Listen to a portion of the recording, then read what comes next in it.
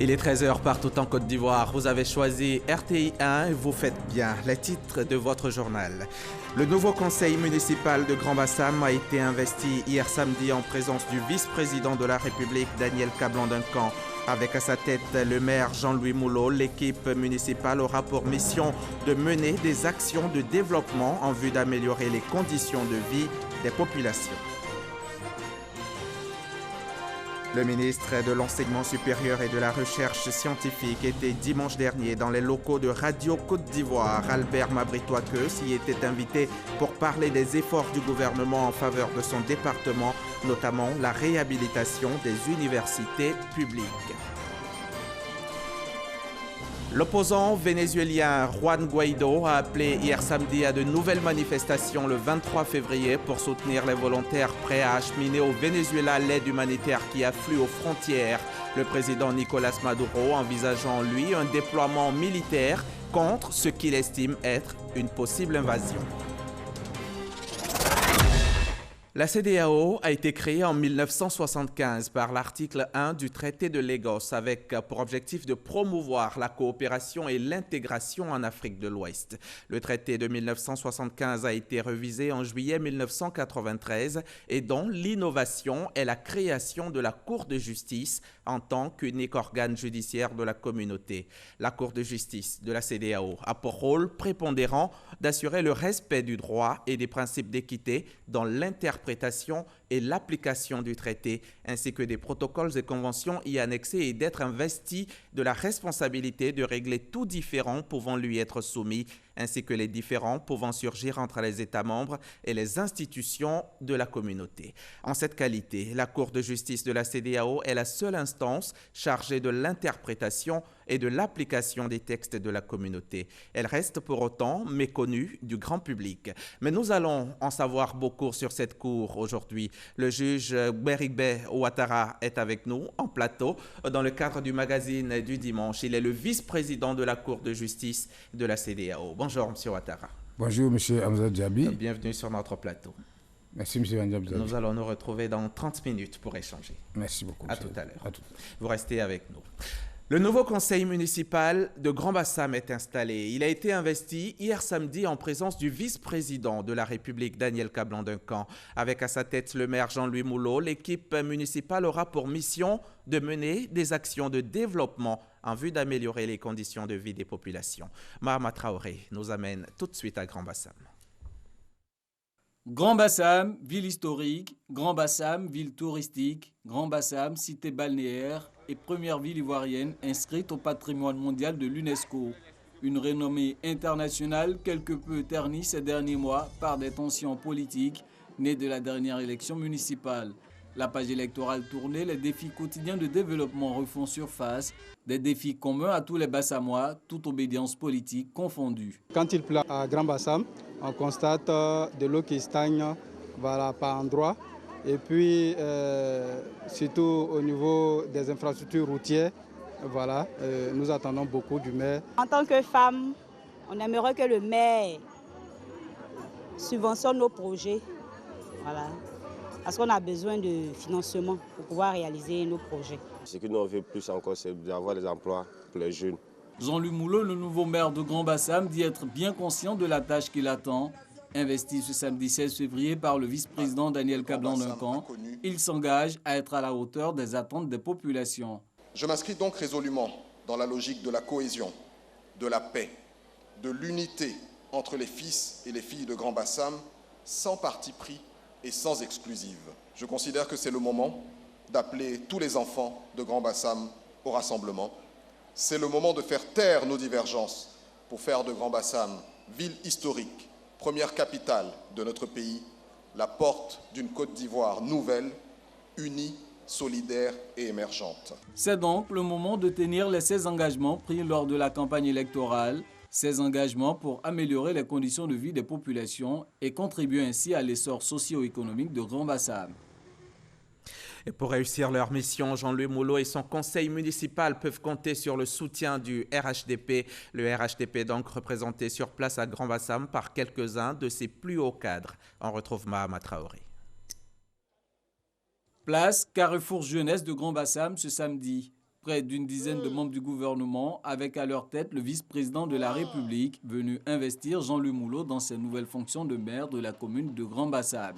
Je crois, mesdames et messieurs, à la capacité de Jean-Louis Moulot, au regard de sa foi dans le développement, pour avoir servi dans l'équipe du modèle de développement qu'est Alassane Ouattara. Ce qui lui reste à faire, Jean-Louis Moulot, c'est de faire comme le président Alassane Ouattara, son mentor, de faire en sorte que la croissance et le développement de Grand Bassam soient à l'image de celle que le président, son Excellence Alassane Ouattara, a imprimée à la Côte d'Ivoire au lendemain de la crise post-électorale. Pour les hauts cadres du RHDP, Rassemblement des oufouettistes pour la démocratie et la paix, la victoire de Jean-Louis Moulot à l'élection municipale est la preuve que Grand Bassam adhère à l'idéologie oufouettiste.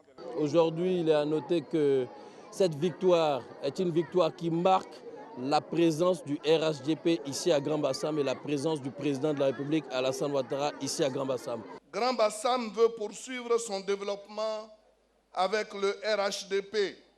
Oui, Bassam veut poursuivre son développement avec le président du RHDP, son Excellence M. Alassane Ouattara. Chère population de Grand Bassam, vous n'avez pas fait un mauvais choix. Vous avez choisi quelqu'un qui a la confiance des premières autorités de ce pays-là. Je pense que vous devez être fiers du choix que vous avez fait parce qu'avec Jean-Louis Moulot, le développement sera une réalité ici. Et le vice-président Daniel Kablan-Duncan d'assurer le nouveau conseil municipal et les populations bassamoises du soutien constant de l'État. Je voudrais saisir l'opportunité de cette rencontre pour lancer, au nom du président de la République, un appel solennel à la paix, à la discipline, au travail, au rassemblement pour poursuivre l'œuvre de construction de notre chère Côte d'Ivoire. En effet, nous devrons préserver la paix, l'entente et la cohésion sociale, porteuse de développement durable et de progrès partagés. C'est l'héritage premier que nous a légué le père fondateur de la Côte d'Ivoire, le président Félix Houphouët-Boigny, de qui nous réclamons tous. Entre autres projets que le gouvernement compte lancer cette année à Grand Bassam, la réouverture de l'embouchure, le prolongement de l'autoroute Abidjan-Grand Bassam à Samo ou encore la réhabilitation des bâtiments historiques du quartier France. De Grand Bassam, rendons-nous au plateau dans les salons de Radio Côte d'Ivoire. Le ministre Albert Mabritois-Keus y était invité la semaine dernière pour faire le point sur les efforts du gouvernement en faveur de l'enseignement supérieur et de la recherche scientifique. Le témoignage de Régis Kofi. Plusieurs sujets au cœur des échanges avec les journalistes de Radio Côte d'Ivoire et ceux de la presse écrite, à savoir les grèves à répétition, les conditions de vie des étudiants et la recherche scientifique. D'entrée de jeu, le ministre Albert Mabritois-Keus annonce une rencontre très bientôt avec la CNEC, Coordination nationale des enseignants-chercheurs à l'origine du récent mouvement de grève dans les universités publiques et grandes écoles. Pour Albert Mabritois-Keus, plusieurs défis sont à relever afin de bannir la violence dans les universités. Des efforts sont faits et vont se poursuivre. Nous avons aujourd'hui réhabilité l'ensemble des cités universitaires de Cocody. Cela donne à peu près 6000 lits. D'ici le mois de juin, nous aurons fini de réhabiliter l'ensemble des cités universitaires d'Abidjan. Ça va doubler le nombre de lits. J'ai vu le Premier ministre vendredi dernier pour que nous voyions une situation opérationnelle pour l'ensemble des universités en utilisant une méthode particulière pour voir si dans un délai de 6 mois, nous sommes capables d'offrir 8000 lits à l'ensemble des universités. Et sur évidemment les enseignants, des efforts ont été faits aussi pour améliorer leurs conditions de travail. Parlant de la recherche scientifique, le ministre Mabritois-Keus annonce une augmentation de l'enveloppe destinée au financement des recherches. Il souhaite toutefois l'implication du secteur privé. Le vrai secret de la recherche, ce que nous avons trouvé ailleurs, c'est l'implication du secteur privé. C'est l'implication du secteur privé. Il faut que nous parvenions, donc nous, universitaires, chercheurs, à mettre suffisamment de confiance dans le secteur privé pour que des entreprises viennent à nous avec des idées de recherche, avec des attentes qu'ils sont prêts à financer, nous mettons à travailler. les grandes universités, les instituts de recherche qui marchent à travers le monde, c'est donc avec le soutien du secteur privé. C'est ça la politique. Donc nous allons nous organiser. Je sais que nous sommes capables de faire l'offre. Maintenant, il faut que nous nous organisons pour mieux communiquer et attirer donc les financements privés. À noter qu'il existe en Côte d'Ivoire 7 universités publiques. Le nombre d'étudiants, lui, est estimé à 250 000.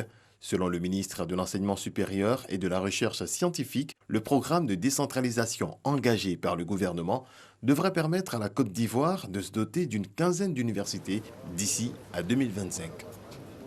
Et du côté des établissements scolaires du primaire et du secondaire, l'on note un arrêt des cours depuis quelques semaines. La situation préoccupe aussi bien les autorités, les parents d'élèves que l'association des mamans indignées de Côte d'Ivoire. Ces dernières ont décidé de prendre leur bâton de pèlerin monté au créneau pour demander la fin de cette grève qui n'a que trop duré. Nous, mamans indignées, saluons les initiatives contribuant à trouver des solutions durables à cette crise qui compromet l'éducation et l'avenir de nos enfants. Saluons le gouvernement pour les efforts consentis et l'encourage à continuer de créer les conditions d'une éducation de qualité au bénéfice des enfants ivoiriens. Selon la haute vision de son Excellence, M. Alassane Ouattara, président de la République de Côte d'Ivoire. Constatons avec bonheur l'engagement des syndicats à poursuivre le dialogue avec les pouvoirs publics afin de parvenir à une sortie de crise rapide. Exhortons tous les enseignants de Côte d'Ivoire à avoir toujours à l'esprit le sens de leur sacerdoce et à en œuvrer pour la réussite de nos enfants. Encourageons dès lors tous les enseignants de Côte d'Ivoire à s'inscrire dans la dynamique de la trêve sociale signée en 2017 avec le gouvernement. Encourageons les syndicats à agir avec un sens aigu de la responsabilité et du civisme pour le retour de la sérénité avec nos écoles. Lançons un vibrant appel à tous les enseignants de Côte d'Ivoire pour la reprise des cours dès le retour des congés de février.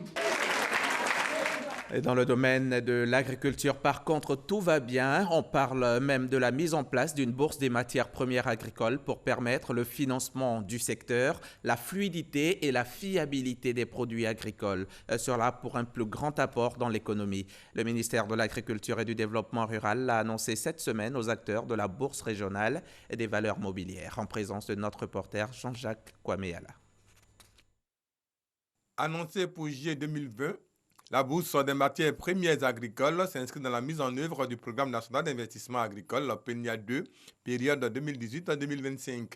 Ce projet comporte plusieurs avantages. Cette bourse permettra un meilleur financement de la production. Cette bourse permettra aux producteurs de retirer le juste prix de son appel. Cette bourse permettra aux producteurs d'avoir de la visibilité, de la stabilité.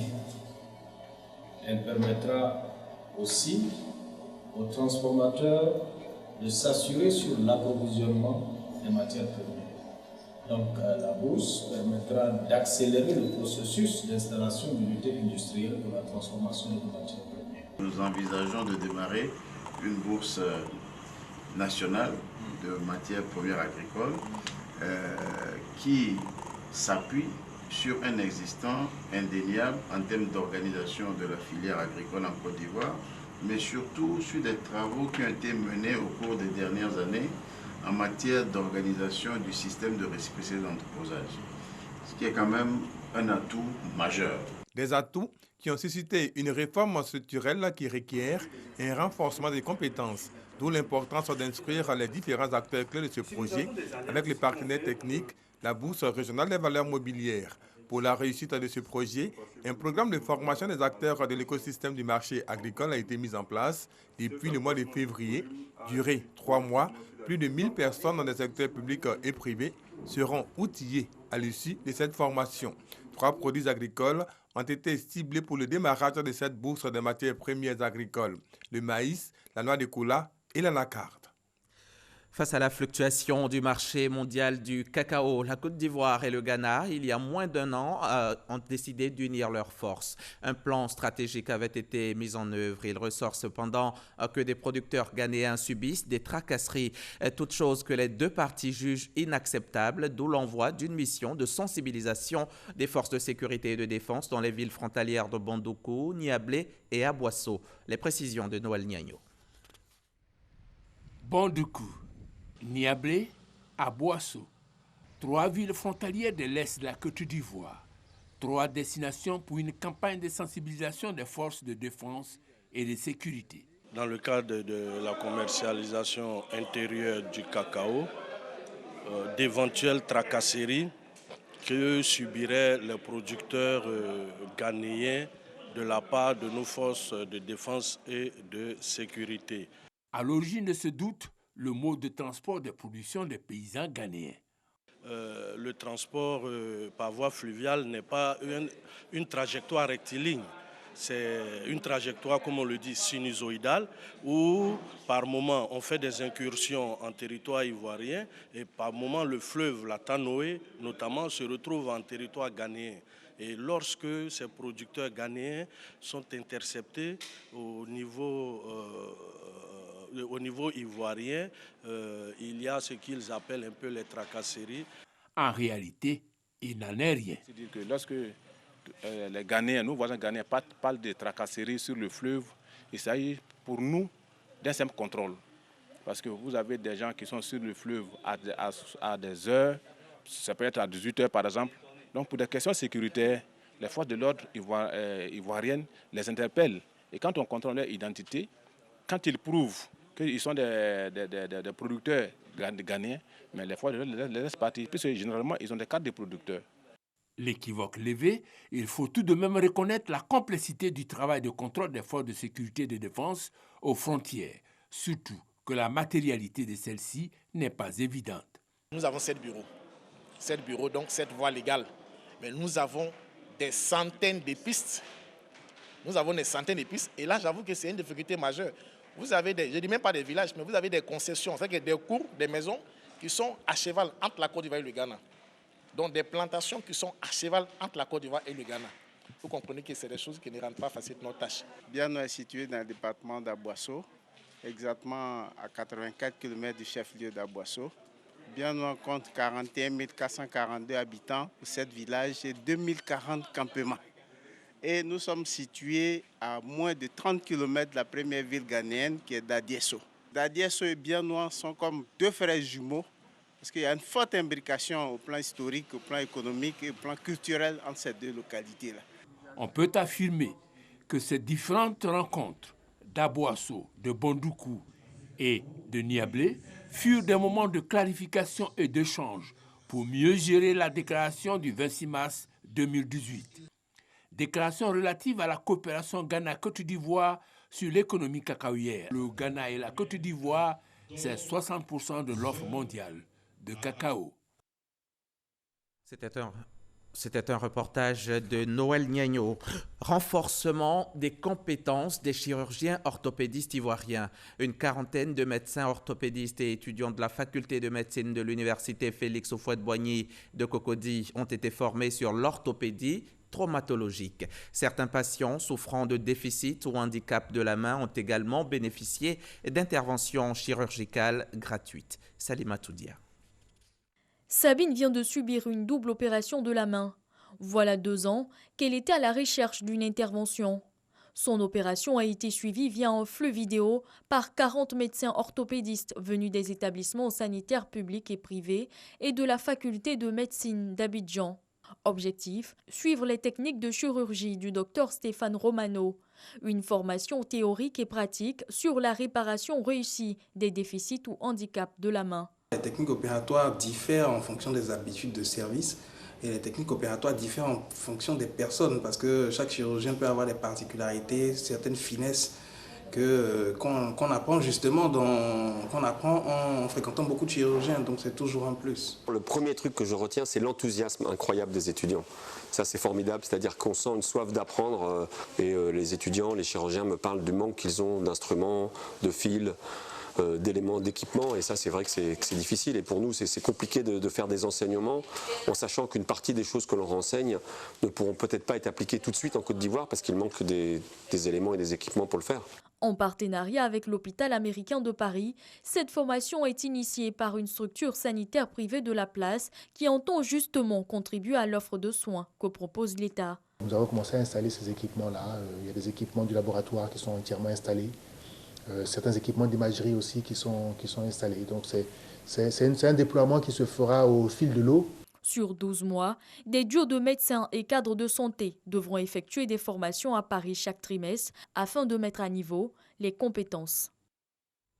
Je vous amène maintenant sur la route de l'esclave. Dans la ville historique de Sassandra, le ministre de la Culture et de la Francophonie a pu voir les traces laissées par l'esclavage clandestin. Et Bandama Kwaku Maurice a profité de cette visite pour lancer le démarrage de la zone de développement culturel. Et voici donc la correspondance de Sam Conan. Je suis ici à Grand-Revin, dans un tunnel qui aurait servi à la traite clandestine. Nos historiens sont en train de travailler pour rassembler toutes les preuves, mais d'après la population, d'après la tradition orale, toute cette zone a servi à l'esclavage. Le ministre Maurice Kwaku Bandama sur la route de l'esclavage. Sassandra ayant été une porte d'entrée et un comptoir pour l'esclavage clandestin, le ministre de la Culture et de la Francophonie est venu visiter les sites culturels de cette ville historique. La résidence du commandant du cercle, la résidence de vacances du gouverneur Benjé, le comptoir commercial, le monument aux morts, la paroisse bâtie en 1940, la grotte, le tunnel conduisant à la mer et la porte appelée porte de non-retour de Grand-Revin ont été visités par le ministre avec des explications de sachants. Le tunnel servait de passage des esclaves pour sortir à la porte de non-retour. Mais si on a jugé utile de creuser un tunnel et de faire à l'arrière de la côte un point de camouflage, ça ne peut qu'être à l'époque de la traite clandestine. Il reste maintenant pour nous autres chercheurs à trouver quels sont les négriers qui ont construit cette structure et qui ont pratiqué la traite clandestine ici. Le président de la République a décidé de restituer à Sassandra toute sa valeur économique en créant une zone de développement économique pour un coût de plus de 20 milliards de francs CFA. Cette zone de développement économique ne peut pas se faire sans la zone de développement culturel qui naturellement précède la zone de développement touristique. Donc je suis venu pour, au nom du chef de l'État, lancer effectivement le démarrage de la zone de développement culturel qui nécessite d'abord que nous identifions tous les sites et monuments qui auront servi à l'histoire moderne, l'histoire ancienne, la traite, faire l'inventaire de tout le patrimoine immatériel pour que nous puissions inscrire certains biens, la danse comme on l'a fait pour le Zaouli et pour le balafon, au patrimoine mondial de l'UNESCO. Aujourd'hui, le président Ouattara, à qui nous devons dire merci, infiniment merci, veut restituer à la région de Boclé, à Sassandra Fresco, l'histoire, parce qu'on a toujours fait d'autres lieux des patrimoines, mais il est bien que Sassandra mérite d'être patrimoine de l'UNESCO. Sassandra, ville historique, ville culturelle et touristique. Et si selon les idées reçues, le centre de la Côte d'Ivoire est au niveau de l'ex-vallée du Bandama qui prend en compte les régions de Gbeke et du Hambol, le Bénet vient de corriger les choses avec les références exactes. Le véritable centre du pays se situe à Béoumi, en face du lycée moderne. L'endroit est méconnu du grand public, pourtant il regorge d'atouts touristiques énormes. Kader Sogodogo de la station régionale RTI Boaké. Béoumi, 60 km à l'ouest de Bouaké. La localité regorge de nombreux sites touristiques. Le Bandama et ses poissons, des joyaux comme les deux ponts, le Goli, une danse bien appréciée, etc. Béoumi regorge également d'une autre richesse touristique méconnue à ce jour. Les scientifiques vous diront le point Pi, le véritable centre de la Côte d'Ivoire, identifié par le Bénet et l'ONUCI. Une borne azimut indique le site qui est en face du lycée moderne de la ville. On est venus ensemble, ils avaient leur appareil et lorsqu'ils ont interrogé les appareils, effectivement, l'appareil a bien indiqué que c'était effectivement le centre. Et ils ont dit que c'était le centre azimut. Ils ont dit simplement que c'est comme si quand on plie la carte de la Côte d'Ivoire en 4 parties, le centre que ça retrouve au-dessus de cette carte-là, c'est là que ça se trouve, où je suis arrêté. Voilà. Et ils m'ont même donné ce jour-là tous les coordonnées GPS de ce lieu. Un site qui est une véritable richesse. C'est un endroit qui aujourd'hui peut apporter une grande promotion de la ville de Béoumi et de là partant de toute la Côte d'Ivoire, parce que du point de vue touristique, ça peut intéresser les Ivoiriens d'abord et tout l'extérieur de la Côte d'Ivoire de reconnaître que l'histoire de la Côte d'Ivoire est à ce point bien précis. Au-delà de ça, au plan spirituel, parce que nous sommes également spiritualistes, au plan spirituel, tout ce qui est point central pour un pays peut dégager beaucoup d'énergie positive lorsque nous venons là pour pouvoir invoquer le Créateur. Je souhaiterais que toute la Côte d'Ivoire et tout le monde entier viennent découvrir cet emplacement-là, car il est porteur de véritable intérêt pour toute la nation ivoirienne. Et nous souhaitons que les prières partent d'ici pour une véritable Côte d'Ivoire rassemblée et unie pour le développement de notre pays. À Béoumi, certaines personnes ignorent cette richesse. Le centre de la Côte d'Ivoire, c'est Bouaké Yamoussoukro. Le centre de la Côte d'Ivoire, c'est Bouaké. Heureusement que quelques personnes en savent davantage. Le centre de la Côte d'Ivoire, c'est Béoumi, mon papa. Le travail forcé, comme les Blancs venaient ici et se sont renseignés, la Côte d'Ivoire, le centre, c'est Béoumi. Et c'est pourquoi j'ai su ça. Les autorités municipales entendent tirer profit de ce trésor naturel. On a de très bons projets pour rendre ce site-là un véritable site touristique pour attirer assez de touristes. Depuis l'arrivée de M. Jamal Kouassi, nous travaillons pour rendre ce site un site touristique. D'ici là, le point Pi de la Côte d'Ivoire, le véritable centre du pays, reste dans la bourse, méconnu et inexploité.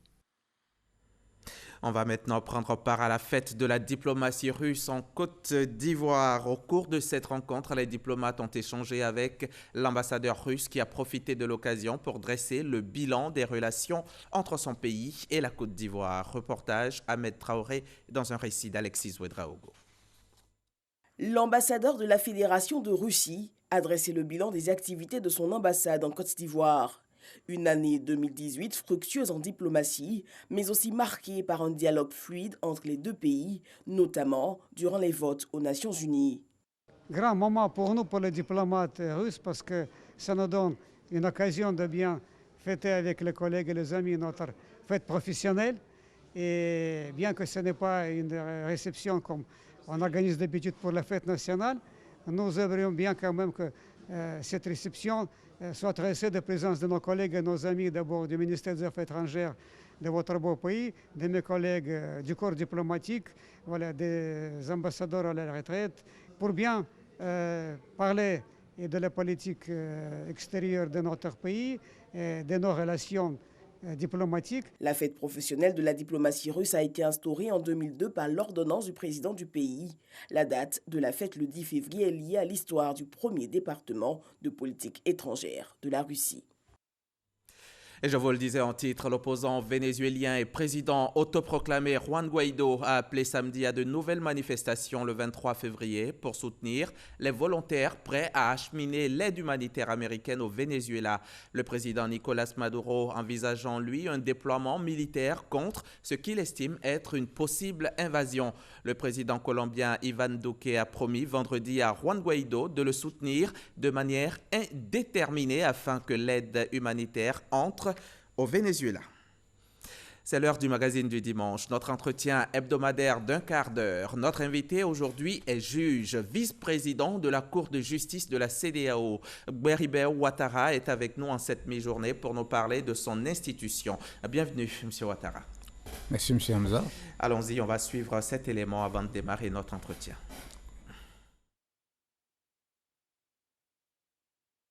La Cour de justice de la CEDEAO, la Communauté économique des États d'Afrique de l'Ouest, est composée de 5 juges de plus de 20 ans d'expérience de haute valeur morale. Ils sont nommés par la conférence des chefs d'État et de gouvernement pour une période de 4 ans non renouvelable. La Cour de justice est créée en 2001, date de prestation de serment des premiers juges à Bamako, au Mali. En tant qu'organe judiciaire de la communauté, le rôle de la Cour n'est plus seulement d'assurer l'interprétation et l'application des textes du traité d'accord. Elle possède aussi une compétence consultative en émettant des avis juridiques sur des questions à la demande de la conférence des chefs d'État et de gouvernement, du Conseil des ministres, du président de la commission de la CEDEAO. S'ajoute à cela la compétence contentieuse. C'est une cour indépendante. Elle peut être saisie par les États membres de la CEDEAO ainsi que par toute personne victime de violation des droits de l'homme. La saisine de la Cour se fait par requête déposée au greffe. Sur 395 affaires traitées depuis sa création, la Cour a rendu 197 décisions, dont 13 jugements relatifs à la Côte d'Ivoire. Poussée par le désir d'intégration des communautés des 15 États qui composent l'organisation ouest-africaine, l'ambition affichée de la Cour est désormais de se rapprocher des populations de la communauté économique. Merci à vous, Gabriel Zani. Monsieur Beribe, vice-président de la Cour de justice de la CEDEAO, quel est l'objet de votre mission ici à Abidjan? Merci, M. Hamza Diaby. Je voudrais que vous me permettiez très rapidement d'adresser des remerciements aux autorités ivoiriennes qui ont facilité le séjour de la délégation et notre mission. L'objet de notre mission à Abidjan, c'est de faire connaître davantage la Cour de justice de la CEDEAO aux populations de Côte d'Ivoire, qui sont les utilisateurs de cette cour, puisque c'est pour eux que cette cour a été créée. Bien sûr. Voilà. Et qu'est-ce que vous attendez des acteurs ici en Côte d'Ivoire à l'issue de votre mission, bien sûr? Une meilleure connaissance de la cour et probablement que la cour puisse être saisie des requêtes, puisqu'elle a des compétences pour juger des affaires, donc peut-être la violation des droits de l'homme, les traités, tout ça, les interprétations. Donc la Cour est à leur disposition. À leur disposition, d'accord. Voilà. Dites-nous pourquoi la Cour a été créée, comment elle fonctionne. M. Hamza Diaby, initialement, la Cour avait été créée rien que pour l'application du droit du traité, les litiges entre États et les litiges entre États et la commission de la CEDEAO. Mais très rapidement, avec la révision de 2005, ils ont accordé des compétences complémentaires à la Cour en ce qui concerne les affaires concernant les violations des droits de l'homme. Mais initialement, la Cour, c'était pour l'interprétation du traité et des autres instruments internationaux qui avaient été adoptés par les États. Et les litiges entre les États ou les États de la Commission. Donc c'était une affaire interne. Et la Cour avait aussi une compétence consultative et une compétence arbitrale. Donc c'est par la suite que la violation des droits de l'homme a été ajoutée aux compétences de la Cour. Depuis 2005. Depuis 2005. Et comment elle fonctionne, la Cour? Bien, la Cour fonctionne, initialement, elle était composée de 7 juges, oui. Mais le nombre a été réduit à 5. Et elle fonctionne sous forme de panel. Parce que les juges, pour siéger, ils doivent siéger à 3. Et sinon, le jugement n'est pas valable. Et donc, pour que la Cour puisse siéger, il faut qu'elle soit saisie. Et elle est saisie par voie de requête. Et une fois que la requête est reçue, le président constitue le panel qui doit analyser cette affaire. Et donc, le procès commence. D'accord. Dites-moi, quel bilan vous faites de cette Cour-là, près de 20 ans après sa mise sur pied, 18 années exactement? La Cour a 18 ans, mais la CEDEAO elle-même, elle a 44 ans. Bien sûr. Mais le bilan de la Cour est positif parce qu'elle a été saisie jusqu'à ce jour de 395 affaires et elle a pu rendre 197 décisions. Voilà. Près de la moitié, à peu près. Près de la moitié. Donc nous estimons que le bilan de la Cour est très positif. En réalité, les premières années, la Cour n'a pas connu véritablement une grande production parce que c'était encore timide. La première année, par exemple, vous voyez, c'est une seule requête. La Cour a été saisie d'une seule requête. C'est au fur et à mesure que le nombre de requêtes a commencé à augmenter. Mais surtout, quand on a ajouté le volet droits de l'homme, que la Cour a vu le volume de ses affaires augmenter. J'allais dire dans des proportions énormes. Donc au jour d'aujourd'hui, la Cour a 395 affaires. Elle a pu rendre 197 décisions. C'est une bonne production par rapport à d'autres cours communautaires, à d'autres cours internationaux comme la nôtre. Il y a d'autres, quand vous faites le bilan, on ne fait pas de comparaison avec eux, mais c'est largement en dessous de la Cour. D'accord. Et on sait que la Cour, vous venez de le dire, la Cour est composée de 5 juges désormais, contrairement à 7 au départ. Et comment ils sont choisis, ces juges? Bien, ces juges sont choisis par rotation. C'est-à-dire les 15 pays qui composent la CEDEAO se voient attribuer le poste de juge après chaque mandat de 4 ans par rotation. C'était 5 ans, mais c'est devenu 4 ans. Donc, ces juges doivent être choisis sur une liste de 3 candidats proposés par chaque État. Après, bien sûr, une sélection interne. Et ces juges vont au siège du pays qui assure la présidence de la conférence des chefs d'État pour être interrogés par les 15 présidents des cours suprêmes de ces différents États. Donc c'est un grand jury, mais lorsque vous siégez, le président de la Cour suprême de votre pays n'est pas dans le jury. Donc c'est comme ça que on finit par choisir un parmi les 3 candidats qui ont été présentés, et c'est après cette sélection que le collège des juges est constitué.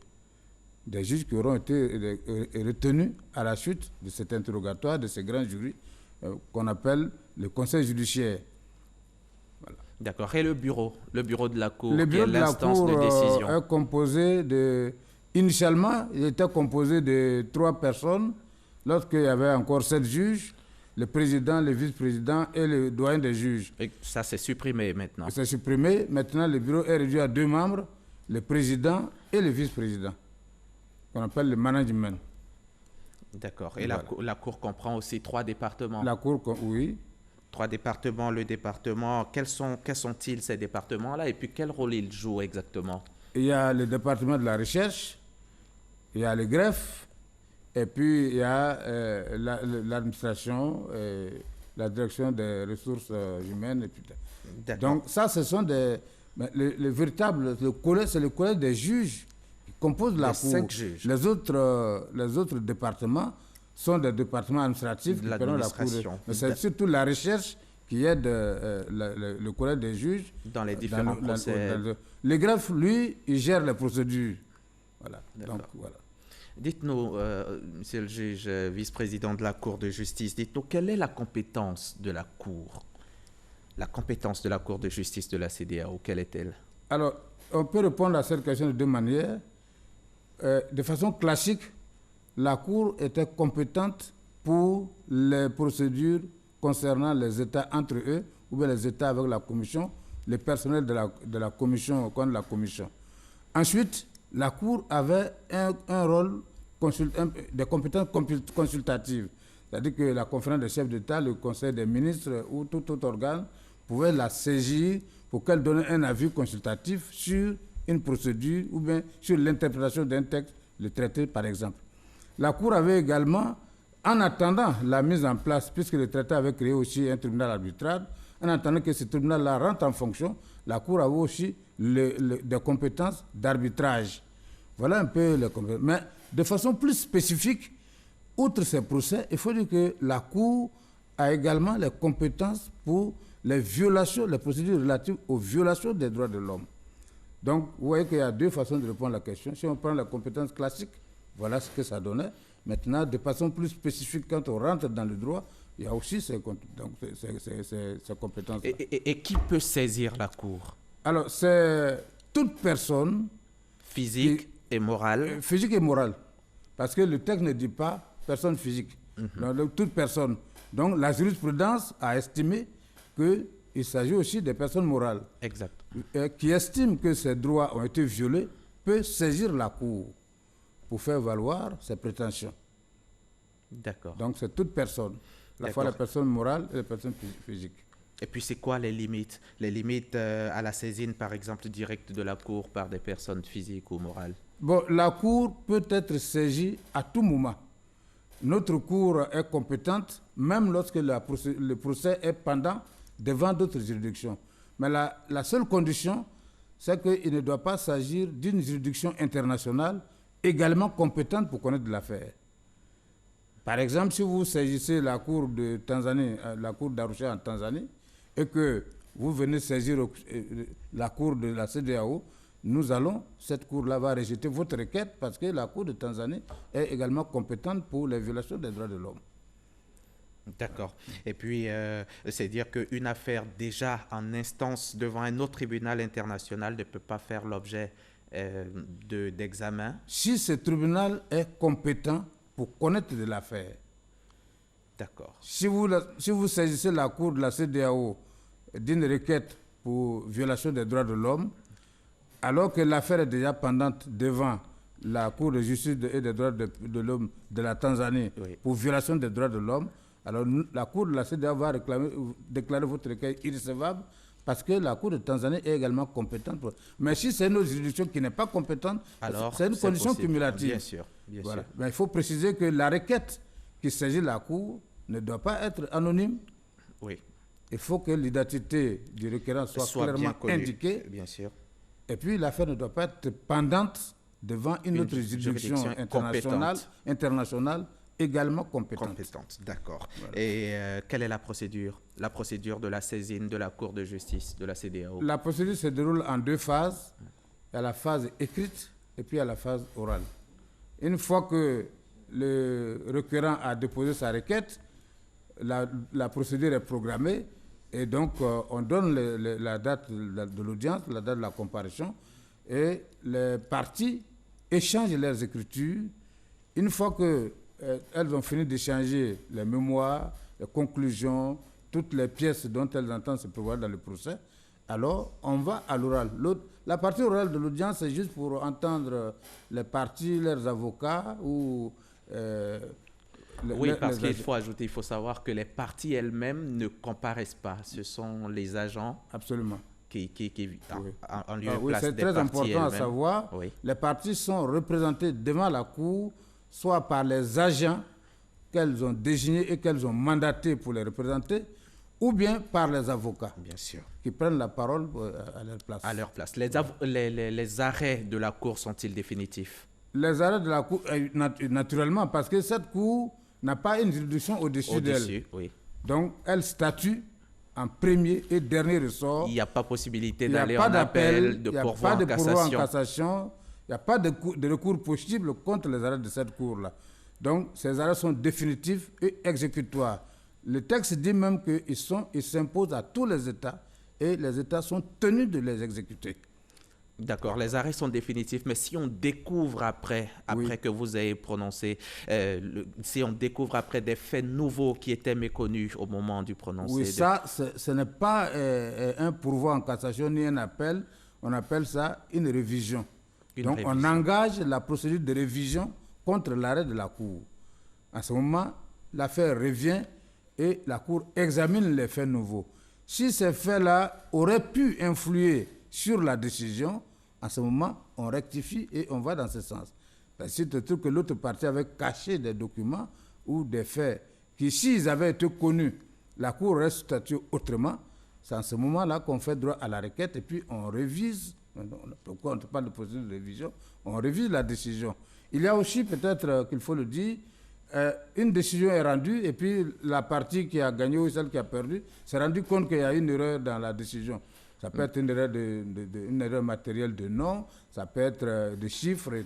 Donc, elle peut revenir en rectification. De chiffres, c'est-à-dire si, par exemple, il a été décidé qu'on doit payer à quelqu'un 100 000 francs et que ça a été noté 10 000 francs, ou il peut revenir. Absolument. Donc, ça, c'est la rectification.